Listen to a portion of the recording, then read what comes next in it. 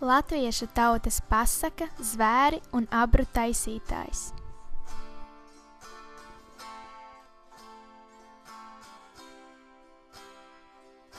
Reiz dzīvoja vecs vīrs, abru taisītājs.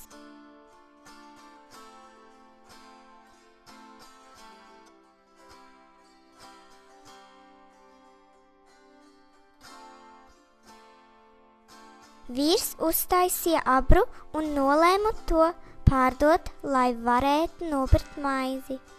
Vīrs gāja caur mežu, bet mežā bija ļoti karsti. Vecais vīrs nolēma atpūsties. Viņš apgulās zem lielā ozola, bet abru uzlika sev virsū. Pēc kāda laika atskrēja zaķis, apsēdās pie abras un brīnījās. Tavu jauku galdiņu, tikai nekā nav virsū. Skrēja garām lapsa, apsēdās pie abras un brīnījās.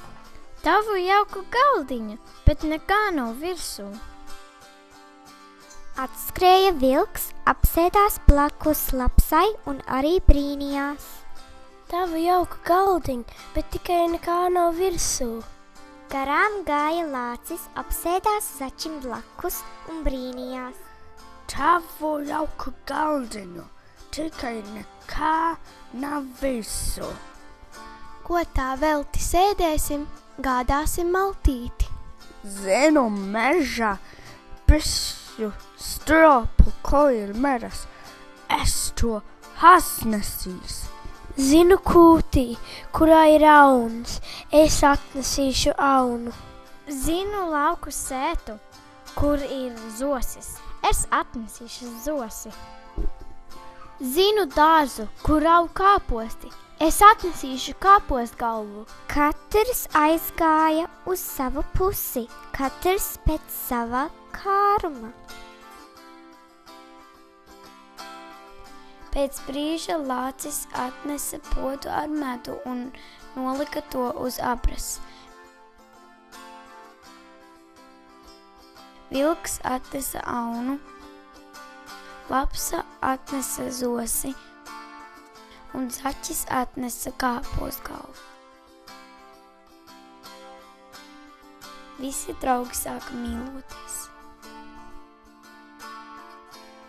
Te vecais abru taisītājs zem abras pakustējās, un zaķis nobijies iesaucās. Ai! Kas to galdu kustina?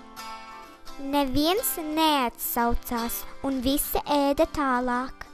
Pēc brītiņa abru taisītājs atkal sakustējās, nu lapsa iesaucās. Ai! Kas to galdu kustina? Neviens neatsaucās, un visi ēda tālāk. Vīrs iezās uz otriem sāņiem, un abra stipri sakustējās. Lācis iesaucās. Ai, kas to galdiņu kustina? Te vairs nav labi. Muksim projām. Visi sabijās un aizbēga katrs uz savu pusi. Vecājam abru taisītājām palika pods ar medu, gaļa un kāposts.